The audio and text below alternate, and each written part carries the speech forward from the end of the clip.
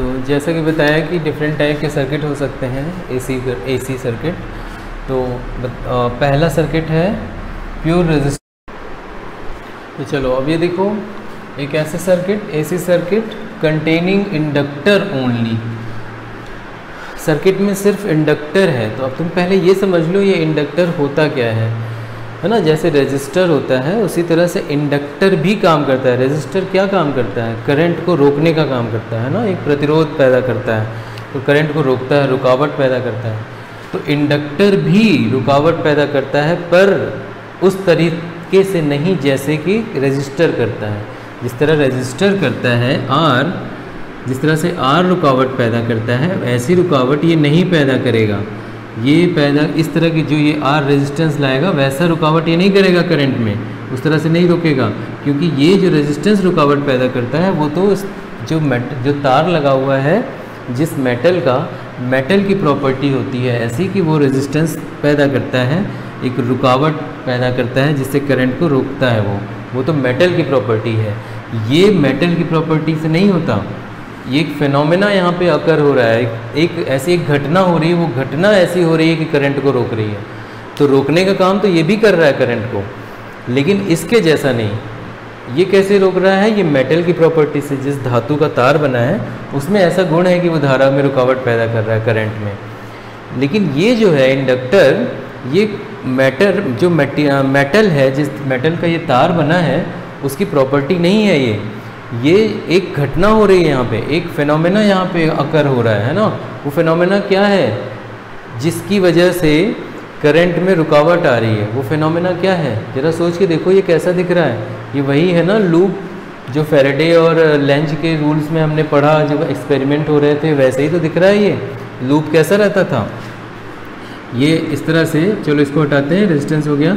यहाँ पे एक लूप ऐसे रहता था, है ना, मैग्नेट बनाया जाता था, और यहाँ पे बैटरी लगाकर इसमें करंट फ्लो कराई जाती थी, स्विच रहता था। करंट अलग अलग चेंज करोगे तो इसमें क्या बनेगा? ये मैग्नेट बन जाएगा। मैग्नेट बन जाएगा तो फ्लक्स आएगा, और वो फ्लक्स जो सामने वाली, जो इसी तरह से एक और लूप रहेगा, सामने एक और ऐसे लूप लगा होगा, उसमें ये क्या करेगा? मैग्नेटिक फ्लक्स में चेंज करेगा। तो यहाँ पे गैल्वेनोमीटर लगा है, तो इसके अंदर जब फ्लक्स में चेंजिंग आएगी, इसकी वजह से फ्लक्स लाइंस आएंगी कि नहीं? क्योंकि करंट आएगा तो मैग्नेट बनेगा, और मैग्नेट से फ्लक्स लाइंस आएंगी, और यहाँ लगातार चेंज करोगे तो इसमें क्या होगा? एक ईएमएफ जनरेट हो जाएगा। एक ईएमएफ क्या हो जाएगा? इंड्यूस हो जाएगा। तो वही फिनोमेना यहाँ पे हो रहा है।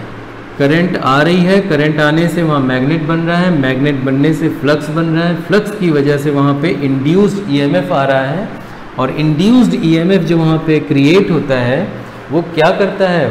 वो अपने कारण का विरोध करता है। मीन्स जिसकी वजह से वो आ रहा है उसी को रोकता है, उसका विरोध करता है, उसको अपोज करता है। तो वही घटना यहाँ पे भी होगी। जैसे यहाँ पे ईएमएफ आएगा ना, तो क्या करेगा?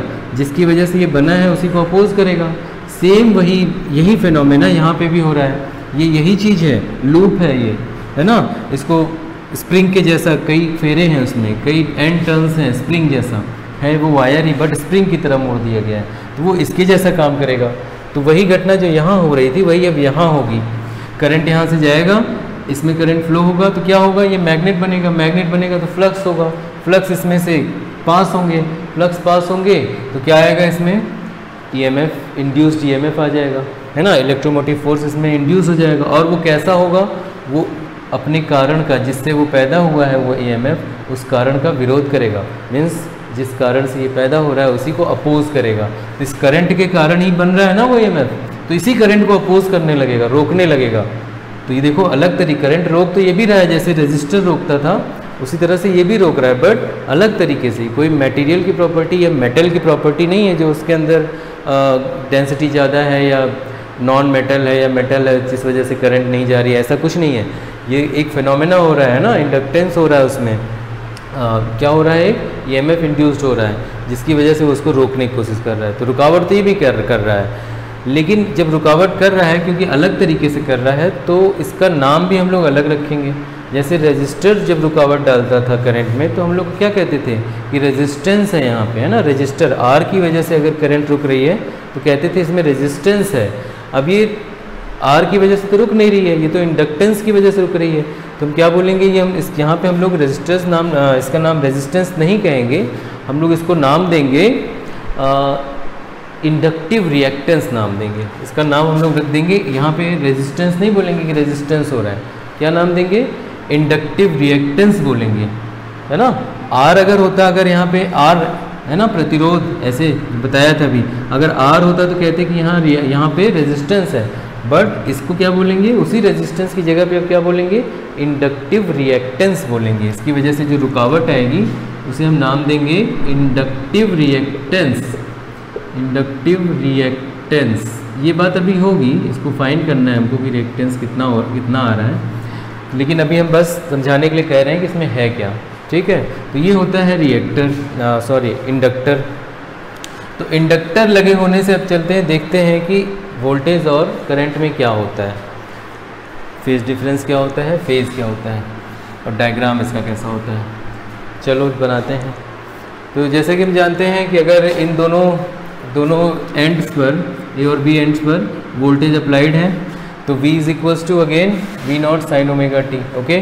बट तुम्हें मालूम है कि अब यहाँ पे एक रिजल्टेंट EMF और आ रहा है, एक EMF और यहाँ पे आ रहा है, तो ये वाला EMF यानी EMF मीन्स वोल्टेज के इक्विवेलेंट ही होता है।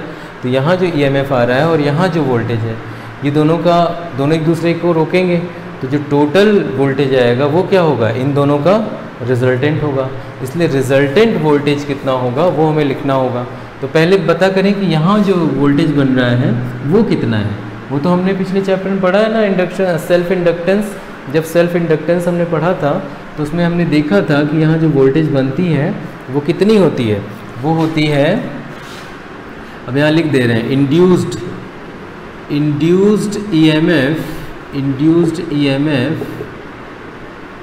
EMF means voltage is equals to minus of L into dt of I।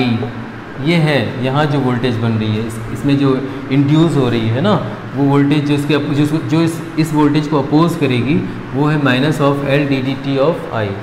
तो इन दोनों का रिजल्टेंट क्या होगा, हैंस रिजल्टेंट वोल्टेज,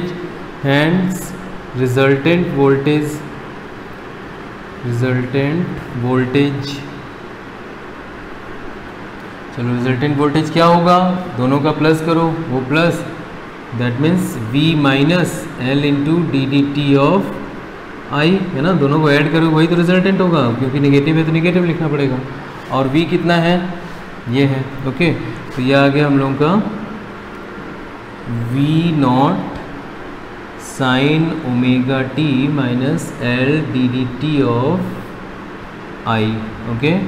अब हमें मालूम है कि यहाँ पे by Ohm's law now by Ohm's law at any instant, by Ohm's law now at any instant by Ohm's law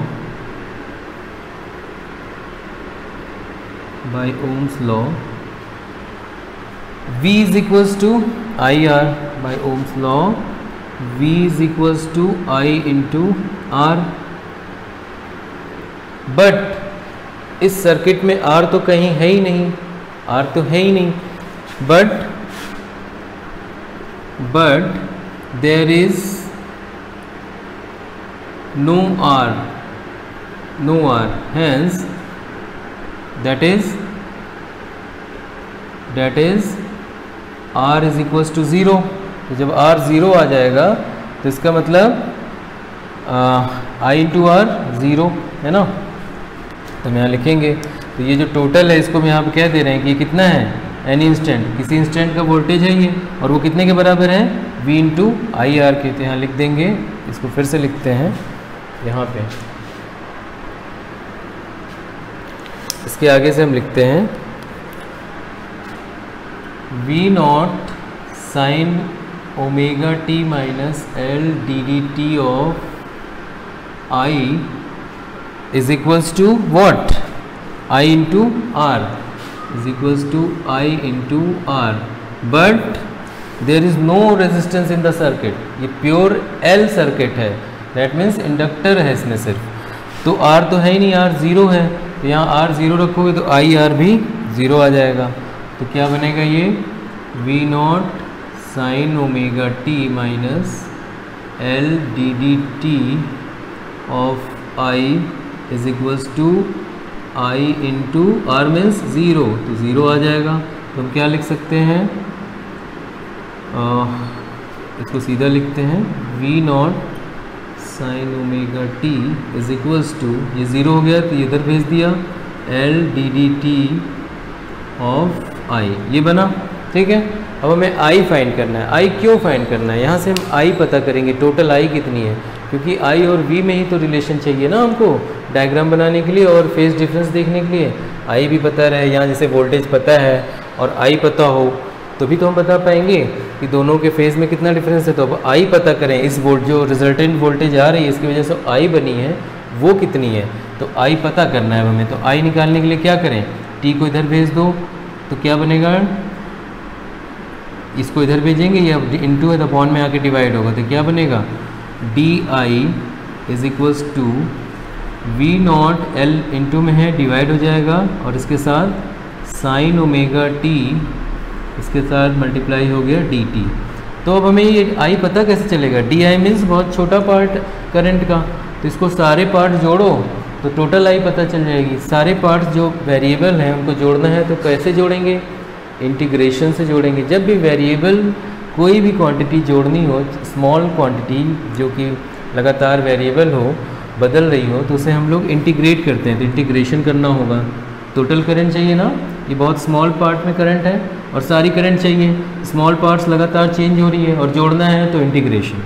तो यहाँ पे इंटीग्रेशन करेंगे, डी आई का इंटीग्रेशन होगा तो इधर भी होल पार्ट का इंटीग्रेशन करेंगे। देखो ये कांस्टेंट है तो ये बाहर हो जाएगा, तो वी नॉट अपॉन एल ये बाहर हो जाएगा और इंटीग्रेशन किसका होगा, साइन ओमेगा टी का होगा विद रिस्पेक्ट टू टी। अब साइन ओमेगा टी को इंटीग्रेट करोगे तो पता है ये किसका होता है, माइनस कॉस ओमेगा टी होता है। तो डायरेक्ट, और डी आई टोटल इंटीग्रेट कर दोगे, सारे जुड़ के डी आई जुड़ के क्या बनेंगे टोटल, इसको डायरेक्ट हम लिखेंगे आई बनेगा। ठीक है, और इंटीग्रेट भी करोगे, यहाँ 1 है आई के रिस्पेक्ट में तो आई ही आएगा, जैसे एक्स के एक्स के रिस्पेक्ट में 1 का करो तो एक्स आता है ना, उसी तरह से आई के रिस्पेक्ट में 1 को करोगे तो आई आएगा। तो वी नॉट अपॉन एल यहाँ बना, और यहाँ क्या है, इसका इंटीग्रेशन क्या आएगा, minus of cos omega T, ये इंटीग्रेशन आ गया। और एक और है, देखो यहाँ जब भी हमने बताया था अगर इंटीग्रल तुम्हें करना है साइन ए एक्स तो 1 अपॉन ए नीचे आएगा और जो भी इसका इंटीग्रल होगा वो लिखेंगे cos A x minus of cos A x, ये बनेगा। तो यहाँ पे भी क्या आएगा, 1 अपॉन ओमेगा, 1 अपॉन ओमेगा नीचे है ना, ये जो मल्टीप्लाइड होता है ये बाहर आ जाता है अपॉन में, और पूरा फंक्शन का जो इंटीग्रल होता है वो लिख दिया जाता है, तो into minus of cos omega T, ये बनेगा। अब ये जो नेगेटिव साइन है कॉस ओमेगा टी, नेगेटिव भी बाहर कर लो, इसके साथ लिखने की क्या ज़रूरत है, यहाँ आएगा, तो ये बना कॉस ओमेगा टी माइनस बाहर। अब ठीक है, कि माइनस बाहर आ गया। तो फाइनली अब क्या करें, अब इसको हमें देखो आई जो है, आई का फंक्शन हो तो साइन ओमेगा, क्योंकि वी जो है साइन ओमेगा टी के फंक्शन में, साइन के फंक्शन में है, और ये कॉस के फंक्शन में आ रहा है, तो कैसे कंपेयर करोगे, जब ये भी साइन हो ये भी साइन हो तभी तो कंपेयर हो पाएगा। तो पहला हमारा काम है कि कॉस ओमेगा टी को साइन ओमेगा के टी के टर्म्स में लिखें। तो चलो अब इसको साइन ओमेगा टी के टर्म्स में लिखते हैं। तो कहाँ लिखा जाए, अब ये डायग्राम डिलीट कर देते हैं, इरेज कर देते हैं, इसी पे करते हैं आगे।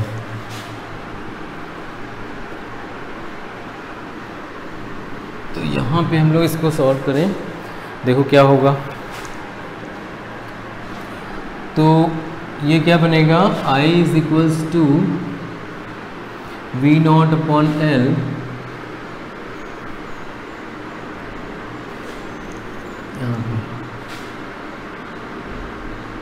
I is equals to V not upon L, ये हुआ।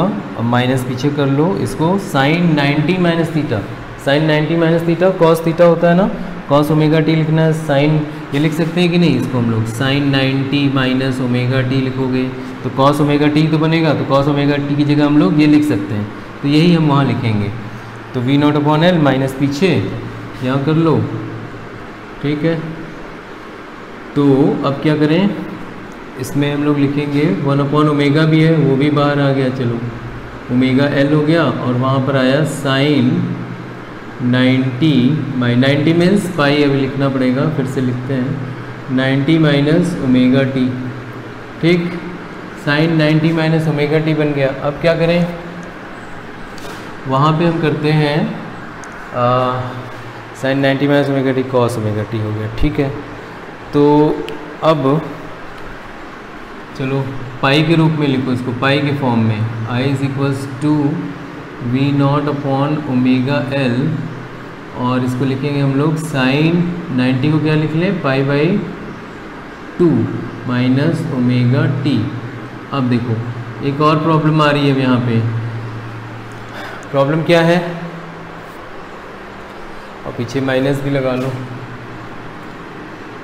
आई is equals to minus of V naught omega L sine pi by 2 minus omega T. इस माइनस को हमें हटाना होगा, क्योंकि माइनस हटाएंगे नहीं तो कंपैरिजन कैसे करेंगे। यहाँ पॉजिटिव है, आई की फंक्शन भी पॉजिटिव में, देखो हम इसी की तरह बनाना चाह रहे हैं ताकि ओमेगा यहाँ जो एंगल है उन दोनों का हम कंपेयर कर सकें। जब दोनों बिल्कुल सेम होंगे तभी तो, ट्रिग्नोमेट्री में पता है ना, दो रेशियोज़ को कैसे कंपेयर कर सकते हो एंगल को, जब दोनों रेशियो सेम हो।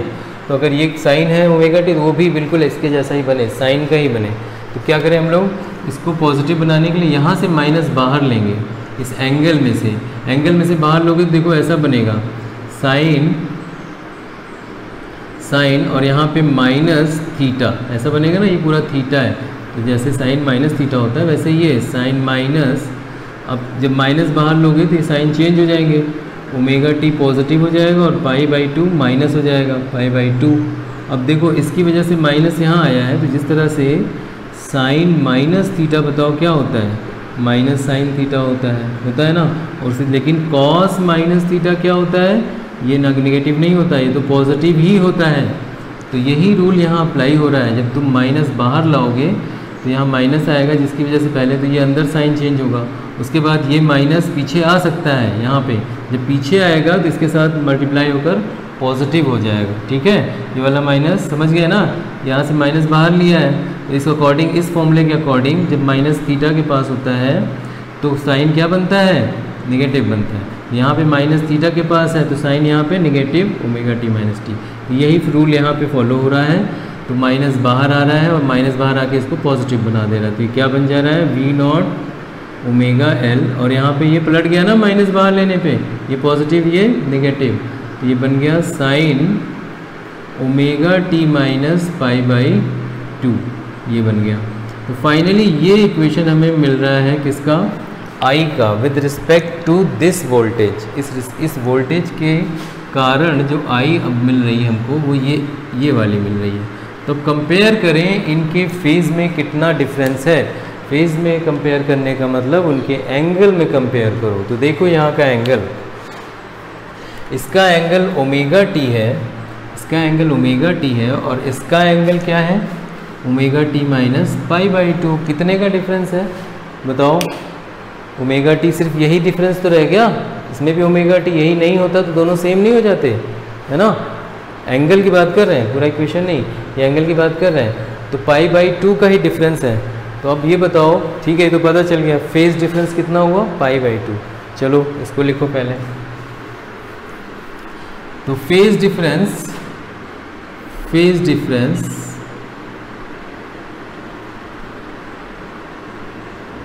डिफरेंस आ गया पाई बाई 2। लेकिन कौन आगे है, पाई बाई 2 कौन ज़्यादा है, ये ज़्यादा है ना, क्योंकि ये ओमेगा टी है और ये omega T minus pi by 2, मतलब इससे इतना कम है, ओमेगा टी में से कुछ घट रहा है ना, ये ओमेगा टी और इसमें ओमेगा टी में से कुछ कम हो जा रहा है, तो यही तो कम होगा, ये कम है, ये एंगल कम है इससे। तो क्या कहेंगे, current pi by 2 angle lag कर रही है, पीछे है, किससे, वोल्टेज से। वोल्टेज से π/2 एंगल पीछे है, दैट मीन्स फेज़ का डिफरेंस कितना है π/2। तो अगर हम फेज़र डायग्राम बनाएंगे तो कैसे बनाएंगे, पहले फेज़र डायग्राम बना लेते हैं, ठीक है। तो फेज़र डायग्राम पहले देखो, वोल्टेज का, वोल्टेज आगे है और करंट पीछे है, तो वोल्टेज ऐसे जाएगी, और वोल्टेज को दिखाते हैं ब्लू से। तो अगर ये वोल्टेज है, ये वोल्टेज है V0 यहाँ दिखाएंगे, और तो करंट कहाँ होगी, इससे π/2 पीछे होगी, इन दोनों के बीच ये डिफरेंस है ना। तो डिफरेंस क्या होता है, उन दोनों के बीच जो एंगल का डिफरेंस है, जब ऐसे थे तो एंगल डिफरेंस 0 था, अभी कितने का डिफरेंस है π/2 का, तो ऐसे होंगे एक दूसरे के ऊपर 90 डिग्री पे। तो फिर करंट किधर जाएगी, करंट इसी के साथ 90 डिग्री पे इधर जाएगी, है ना। ये आएगा फेज़र डायग्राम, 90 डिग्री पे इस तरफ जा रही होगी। तो यहाँ हम लोग दिखा देते हैं, ये है करंट, ठीक। तो 90 डिग्री का डिफरेंस है, इसलिए यहाँ पे फेज डिफरेंस, फेज़र डायग्राम ये बना। तो ये रहा तुम्हारा, यहाँ पे I0 आ रहा है, -I0 जो कि यहाँ पर है, और ये आ रहा है V0 जो कि यहाँ पर है। दोनों के बीच फेज डिफरेंस कितना है 90 डिग्री का। तो ये बन गया फेज़र डायग्राम, ठीक है। और ये वैल्यू ज़रा इसको देख लो, V0/ωL, इसे हम क्या कह सकते हैं, मैक्सिमम करंट है ना, ये I0 बोल सकते हैं कि नहीं। तो वहाँ तुम V0/ωL की जगह I0 लिख सकते हो, तो और कंपैरिजन में थोड़ा सा और सिंप्लीफाई हो जाएगा। इसको हम क्या लिख सकते हैं, I is equals to I0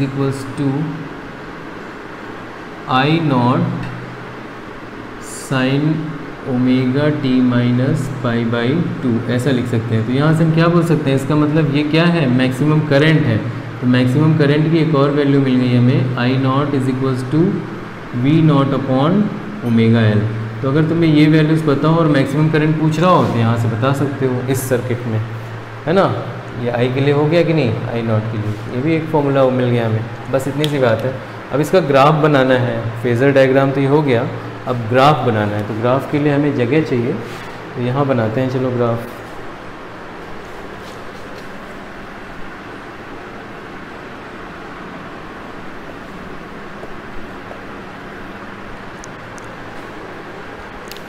तो ग्राफ कैसा होगा देखो,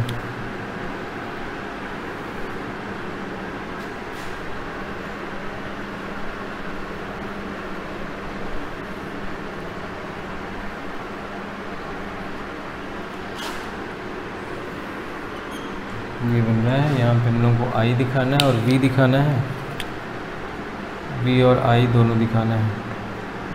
तो चलो पहले V को ड्रॉ करो, क्योंकि फंक्शन तो वही है, तो फंक्शन तो ग्राफ तो वैसा ही होगा।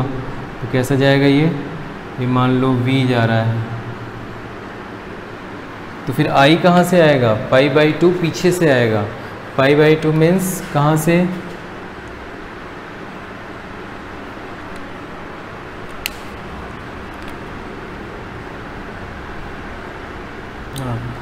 चलो π/2 मीन्स कहाँ से, जब ये मैक्सिमम होगा तो करंट 0 पे होगा, यही तो मतलब है। अगर वोल्टेज यहाँ पे है, देखो इसको हम क्या कहते हैं, π/2, और ये क्या है पाई, ये क्या है 3π/2, और यहाँ क्या है 2π, ठीक।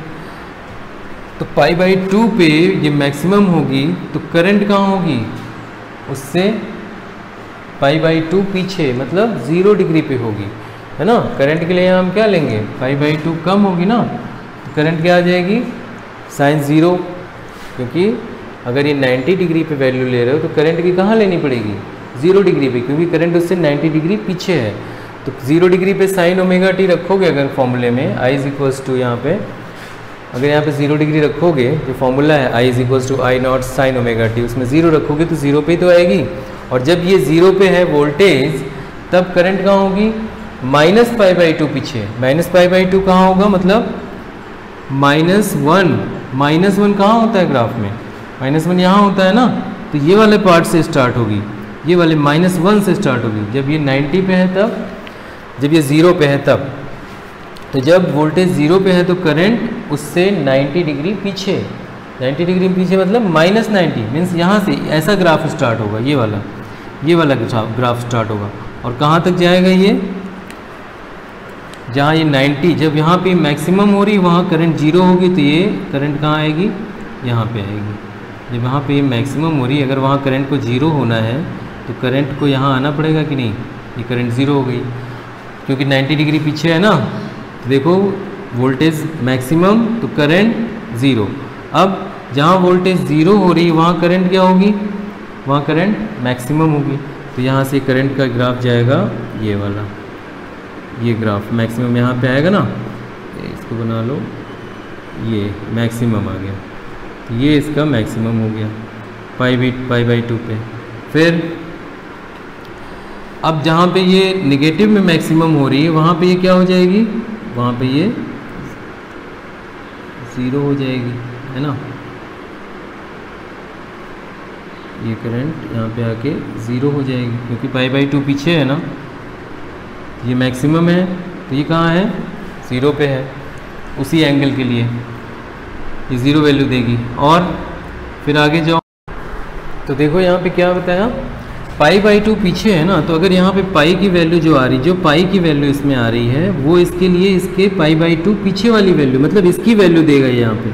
और यहाँ पे जो वोल्टेज जो यहाँ पे वैल्यू दे रहा है, यहाँ पे ये वैल्यू दे रहा है वोल्टेज, तो करंट क्या देगा, इसके पाई/2 पीछे वाली वैल्यू, पाई/2 पीछे वाली वैल्यू तो ये है ना, 0 है ना, तो 0 दे रहा है देखो करंट। उसी तरह से यहाँ पहुँचो, अगर हम यहाँ पहुँचते हैं इस जगह पे, यहाँ पे वोल्टेज क्या दे रहा है, 2 पाई पे, 2 पाई पे 0 दे रहा है, तो करंट क्या देगा, उससे पाई/2 पीछे, इसके पाई/2 कौन सी वैल्यू है, पाई/2 पीछे ये वैल्यू है, और पाई इस वैल्यू पे कितना मिलता है, इतना मिलता है, तो करंट का भी मैक्सिमम मिलेगा, ये मिल रहा है, ठीक है। तो पाई/2 पीछे है तो ये ग्राफ बन रहा है, ठीक है। तो ये ग्राफ हो गया और वो फेज़र डायग्राम हो गया।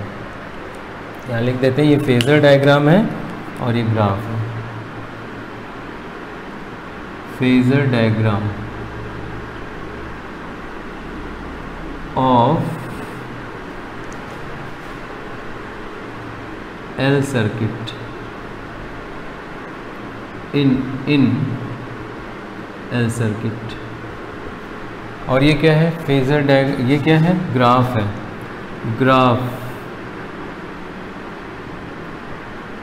ग्राफ इन एल सर्किट, ये हो गया। अब यहाँ पे एक न्यू टर्म्स आ रहा है, यहाँ पे new term inductive reactance L circuit में मीन्स जहाँ पे इंडक्टर है जिस सर्किट में, वहाँ पे एक नया टर्म आ रहा है इंडक्टिव रिएक्टेंस। इसकी बात अभी हमने की थी। तो इंडक्टिव रिएक्टेंस क्या है, यहाँ पे जो रुकावट आ रही है, जिस तरह से रेजिस्टेंस में आर को रेजिस्टेंस कहते हैं, उसी तरह से यहाँ एल सर्किट में जो रुकावट आ रही है उसे हम क्या बोलेंगे, इंडक्टिव रिएक्टेंस। तो वो है कहाँ पे, कितना है वो।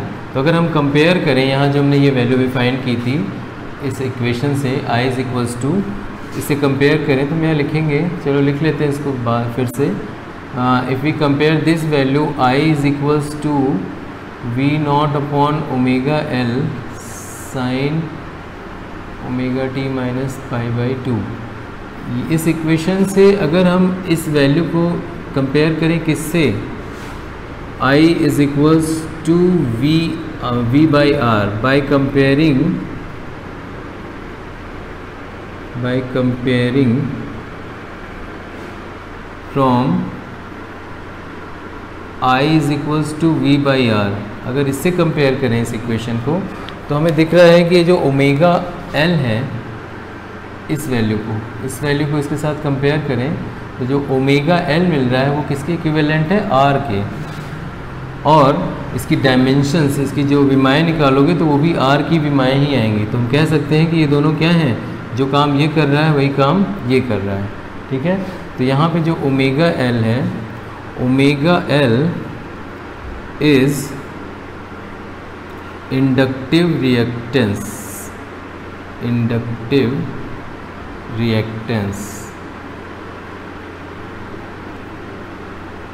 Omega L is inductive reactance.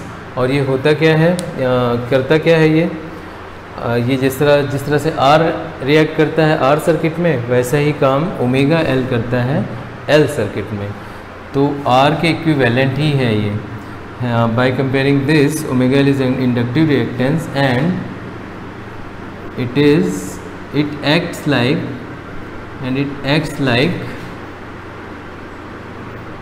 resistance in L circuit. यही हमें करना था कंपैरिजन।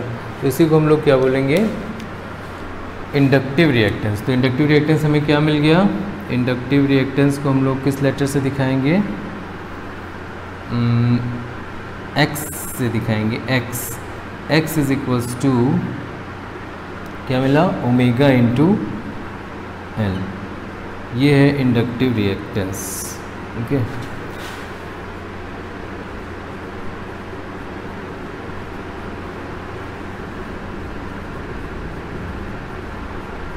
ये मिल गया।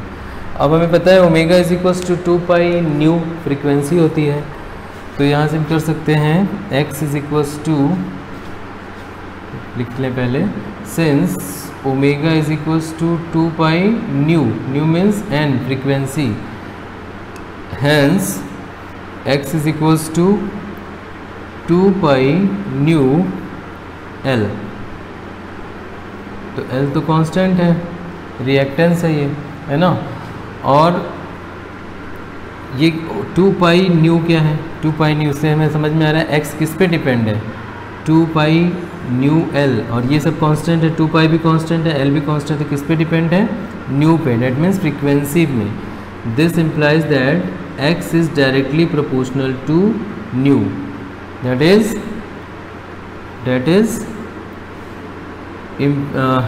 Inductive reactance is directly proportional to, लिखने की क्या ज़रूरत है, inductive reactance is directly proportional to frequency. इसको लिख सकते हो, कुछ से समझ लो, that is inductive reactance is directly proportional to frequency. ठीक, फ्रीक्वेंसी अगर बढ़ेगी तो इंडक्टिव रिएक्टेंस भी बढ़ेगा। तो तुम देख रहे हो, क्योंकि फ्रीक्वेंसी तो यहाँ पे करंट लगातार अगर जितनी तेज घूमेगी, हम लोगों की जो कुंडली थी लूप, अगर मैग्नेटिक फील्ड में जितनी तेज घूमेगी फ्रीक्वेंसी उतनी ज़्यादा होगी, और उतनी ज़्यादा होगी तो रिएक्टिव इंडक्टेंस भी बहुत ज़्यादा होगा। तो फ्रीक्वेंसी जितनी ज़्यादा उतना ही रिएक्टेंस। तो अब हमें ये देखना है कि डीसी सर्किट में हम देखते हैं इंडक्टिव रिएक्टेंस का क्या होता है। और डीसी सर्किट में हम जानते हैं कि कोई फ्रीक्वेंसी तो है नहीं करंट की, तो फ्रीक्वेंसी नहीं है, डैट मीन्स फ्रीक्वेंसी ज़ीरो हो जाएगी, तो रिएक्टिव इंडक्टेंस भी ज़ीरो हो जाएगा। तो उससे क्या होगा, चलो देखें। In DC circuit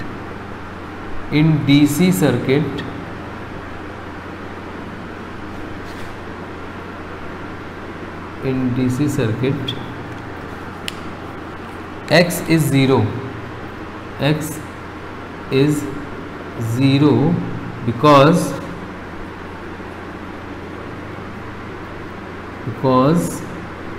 frequency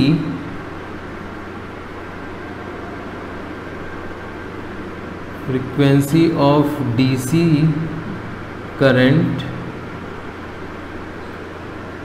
equal 0। तो रिएक्टिव इंडक्टेंस 0 होगा, तो उससे होगा क्या, उससे होगा ये, by the formula I is equals to, यहाँ से देखो I is equals to V upon, जैसे यहाँ पे V अपॉन R है, उसी तरह से V not upon omega L।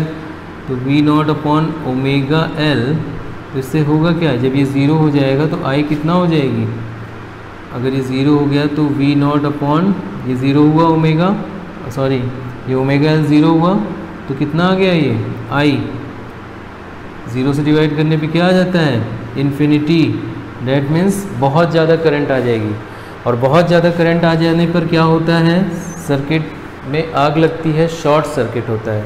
तो हम कहेंगे कि अगर इंडक्टर को तुमने डीसी सर्किट में यूज़ किया तो वहाँ पर फ्रीक्वेंसी 0 होने की वजह से हाई करंट आएगी, और हाई करंट का मतलब है शॉर्ट सर्किट हो जाएगा। तो it reacts like a short circuit, in DC circuit reactive inductance acts like a short circuit. तो it acts like a short circuit. It acts like a short circuit. Short circuit. ठीक. और एक point और देखना है, अगर frequency maximum हो जाए, इन्फिनिटी, दैट मीन्स बहुत ज़्यादा फ्रीक्वेंसी हो जाए, तब क्या होगा? तो बहुत ज़्यादा फ्रीक्वेंसी तो यहीं पे होगा जहाँ पे रोटेशन हो रहा है। तो बहुत ज़्यादा फ्रीक्वेंसी होने पे इम्पिडेंस क्या होगा? क्योंकि डायरेक्टली प्रोपोर्शनल है, तो फिर इम्पिडेंस, ये इंडक्टिव रिएक्टेंस भी बहुत ज़्यादा हो जाएगा। बहुत ज़्यादा होने का मतलब क्या होगा? अगर बहुत ज़्यादा हो गया तो इस फॉर्मूले के अकॉर्डिंग अब लिखेंगे, क्या लिखेंगे? If frequency is very high, if frequency is very high, तो क्या होगा? According to equation I is equals to omega not, I is equals to V not upon omega L. अगर फ्रीक्वेंसी बहुत हाई होगी तो इस इक्वेशन के according x means omega L बहुत हाई हो जाएगा, बहुत ज़्यादा हो जाएगा, इन्फिनिटी हो जाएगा। तो वी नॉट अपॉन इन्फिनिटी क्या आएगा? Zero. That means current will be zero. तो यहाँ के लिए हम क्या बोलेंगे? सर्किट में ऐसे बिहेव करेगा, सर्किट ऐसा बिहेव करेगा जैसे कि ये ओपन है। ओपन सर्किट मीन्स करंट नहीं आएगी। भाई इतना वोल्टेज अप्लाई किया जा रहा है लेकिन करंट नहीं आ रही, इसका क्या मतलब है? सर्किट कहीं से ओपन है। तो यहाँ पे भी यही होगा, करंट ज़ीरो हो गई जबकि वोल्टेज अप्लाइड है। दैट मीन्स ये कैसा बिहेव कर रहा है सर्किट? जैसे कि कहीं से ओपन है ये circuit. It acts like as open circuit, it acts like an open circuit,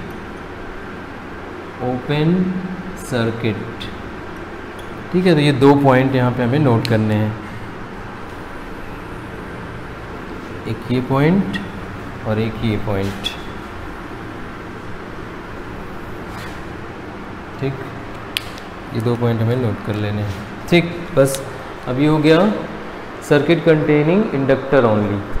तो अब हम क्या कर लेंगे? Circuit containing capacitors only. चलो।